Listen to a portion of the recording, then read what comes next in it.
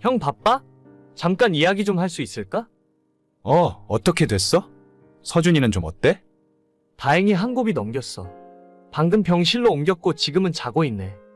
진짜 너무 다행이네. 하늘에 계시는 우리 부모님이 서준이를 지켜줬나 보다. 그러게 진짜 천만다행이지. 근데 아까 의사가 하는 말이 이제는 더 이상 미룰 수 없고 진짜 수술을 할지 말지 선택해야 한다더라. 그래? 그러면 수술을 받아야겠네. 좀 힘든 시간이겠지만 어떻게 하겠어. 서준이도 앞으로 살려면 이겨내야지.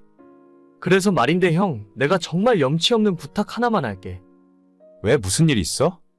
우리 부부가 사실 작년부터 서준이 병원 따라다니고 이래저래 치료비 대느라고 돈도 제대로 못 벌고 그동안 모아놓은 돈도 거의 다 써버렸어. 집주인한테 얘기해서 전세금도 빼고 월세로 돌렸는데 그래도 수술비가 모자라. 알지. 너네 집 사정은 내가 알지. 그래서 얼마가 필요한데? 그동안 밀린 병원비도 좀 있고 새로 수술비까지 하려면 최소한 4천은 더 있어야 할 것 같아.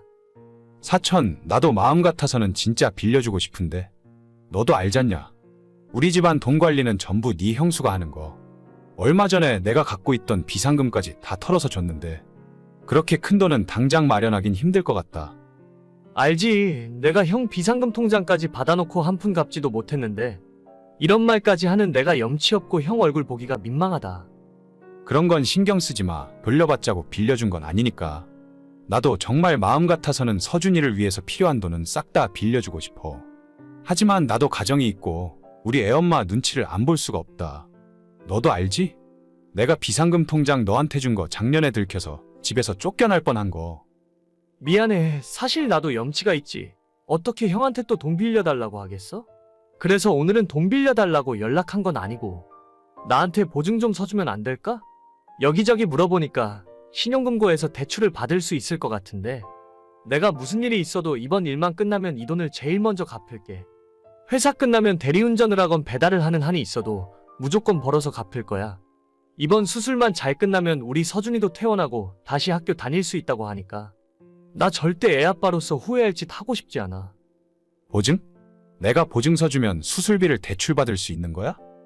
응, 그렇다 하더라고. 형, 제발 부탁 좀 할게. 그래, 알겠어. 그런데 네 형수한테는 제발 이야기하지 마라. 또 무슨 말을 들을지 몰라, 알겠지? 형, 진짜 너무너무 고마워.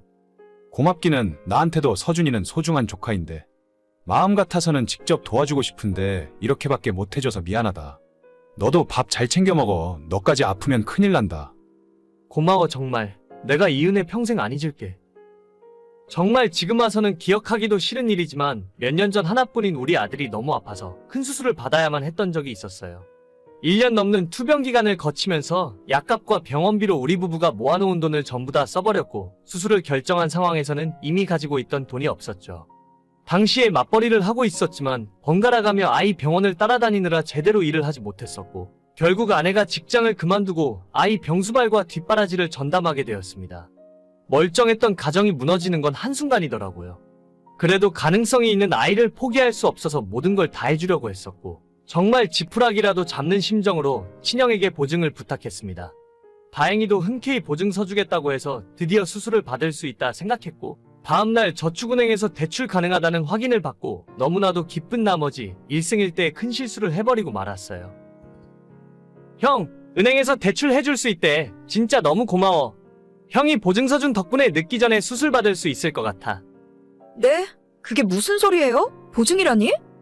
아, 형수님? 그게 아니라 제가 착각했나봐요. 다른 사람한테 카톡을 보내야 하는데.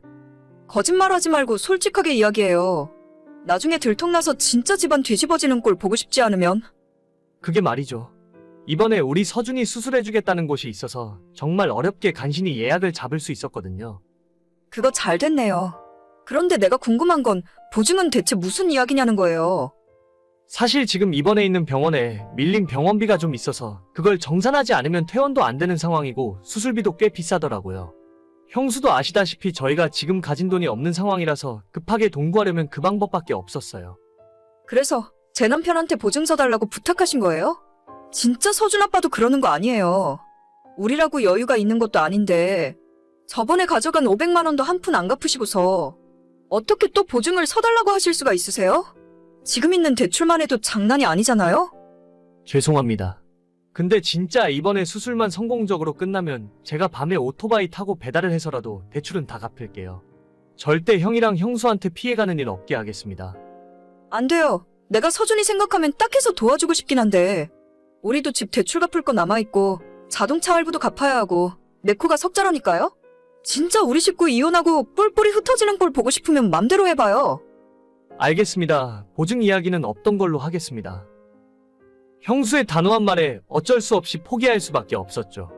정말 다행히도 장인 장모님이 사시던 집을 담보로 대출을 받아서 돈을 마련해 주셨고 우리 아들 수술도 성공적으로 받을 수 있었어요. 초등학교 다니고 있던 아들은 지금 중학교를 다니고 있고 다시 새 삶을 얻은 것처럼 하루하루 감사한 마음뿐입니다. 사실 입장 바꿔 생각해보면 그 당시에 형은 정말 최선을 다했다고 생각해요. 그래서 제가 상황이 좋아지자마자 형에게 빌렸던 돈 500만 원부터 빨리 갚았습니다. 하지만 예전에 그 일을 계기로 알 수 없는 어색한 점이 생겨버려서 평소엔 거의 연락을 잘 안 하고 지내게 되었고 특히 형수와는 완전 인연을 끊다시피 해버렸어요. 그런데 얼마 전 형수로부터 뜻밖의 연락을 받게 되었습니다. 그동안 잘 지내셨어요? 아, 네. 저는 잘 지내고 있죠. 형수님은 별일 없으셨어요? 말도 마세요. 저희는 전혀 안녕 못하네요. 갑자기 무슨 일 있으세요? 우리 남편한테 한마디도 못 들으셨나 보네. 요즘 저희 남편 사업이 휘청휘청해요. 코로나 전까지만 해도 장사가 잘 됐었는데 그때 이후로 손님도 줄고 요즘은 대출로 겨우겨우 버티긴 하는데 이러다가 집까지 압류해 넘어가게 생겼다니까요. 어떻게든 이번 큰 고비만 넘어가면 다시 잘 될 수 있을 것 같은데. 아, 네. 잘 해결되길 바랄게요. 서방님, 지금 하신 말씀 진심이세요? 네? 저희가 잘 되길 바란다는 말이 진심이냐고요. 네, 물론이죠. 잘 되셨으면 좋겠네요. 그러면 저희 부탁 하나만 들어주세요. 무슨 부탁이요? 우리 진짜 더 이상 대출 받을 곳이 없어서 그러는데 이번에 보증 한 번만 눈 감고 서주시면 안 될까요? 3천만 원 대출 받아서 시설 투자도 좀 하고 마케팅도 새로 해보려고요. 보증이요? 저한테요? 네, 금방 해결할 수 있으니까 걱정은 안 하셔도 돼요. 아니, 형수 진짜 너무하시네요. 거의 2년 만에 연락하시더니 우리 서준이 안부 한번 묻지도 않고 저한테 보증을 서달라고요? 예전에 저한테 어떻게 대하셨는지 기억이 안 나시나 봐요? 서준이 수술받고 건강해졌다는 말은 귀가 닳도록 들었어요. 어차피 그때는 우리 상황이 안 좋아서 어쩔 수 없었던 건데 지난 일은 지난 일이고 가족끼리 너무 서운해하지 말아요. 죄송한 말씀이지만 저도 형수 덕분에 가려야 하는 사람이 누군지 확실하게 알게 됐어요. 우리 회사 동료들도 제 소식 듣고 1,000만 원 모금해서 주셨거든요. 그런데 저는 형한테 500 빌린 일로 형수한테 그런 이야기까지 들었으니 때로는 가족보다 남이 더 나을 때도 있더라고요. 가려야 하는 사람이요? 그거 지금 내 이야기예요. 저는 누구라고 이야기한 적 없어요. 와, 서준 아빠 그렇게 안 봤는데 진짜 속이 너무 좁다. 언제적 일인데 그걸 아직까지 마음에 담아두고 있어요? 어차피 돈 마련해서 수술 잘 됐으면 끝난 일이잖아요? 뭐 결과적으로 보자면 그렇긴 하죠. 그러니까 나한테 갖고 있는 화도 풀어버려요. 아니에요. 저는 형수한테 화난 건 없어요. 화 안 났으면 보증 좀 서주세요. 어차피 우리가 벌어서 다 갚을 건데 어려운 일 아니잖아요? 죄송해요. 보증은 진짜 힘들 것 같네요. 형한테 빌렸던 500만 원도 이자 쳐서 다 갚았으니까. 앞으로 돈 이야기로 저한테 연락하시는 일 없었으면 좋겠어요. 서준 아빠, 그러지 말고요. 한 번만 다시 생각해줘요. 뻔뻔하게도 저한테 다시 연락해서 보증을 서달라고 했고 잠시 후에는 형수에 이어 형에게 카톡이 오더라고요. 얘기는 들었다.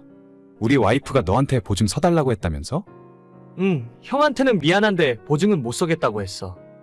그래, 당연하지. 내가 너한테 정말 면목이 없다. 와이프한테는 내가 따끔하게 이야기했어. 아마 다시는 이런 일 없을 거다. 형 생각하면 보증이 아니라 돈이라도 빌려주고 싶은데 나도 우리 와이프가 형수 이야기만 하면 눈이 뒤집어질 정도로 화를 내니까 내가 보증 서줬다는 거 알면 가만히 있지 않을 거야. 알지, 이해한다. 우리 집 일은 내가 알아서 해결할 수 있으니까 너는 신경 쓸 필요도 없어. 서준이는 잘 지내지? 학교 잘 다니고 요즘은 완전 건강해. 그러면 됐다. 아무튼 오늘 일은 잊어버리고 다신 우리 집사람이 돈 때문에 연락하는 일 없도록 할게. 알겠어. 형도 건강 조심하고. 그렇게 형과 어색한 대화를 마치고 나니 그냥 보증을 서줄 걸 그랬나 하는 생각도 조금 들더라고요. 하지만 예전에 그 일 때문에 제 아내는 형수 이야기만 하면 바로 입에서 쌍욕이 튀어나올 정도로 화를 내기 때문에 제가 형한테 보증을 서줬다는 걸 알게 되면 저까지 무사하지 못할 겁니다. 형한테는 미안하지만 앞으로 어떤 금전적인 거래도 안 할 거예요. 오늘의 사연은 여기까지입니다. 구독과 좋아요, 알림 설정은 많은 힘이 됩니다. 다들 행복하시고 좋은 하루 되세요.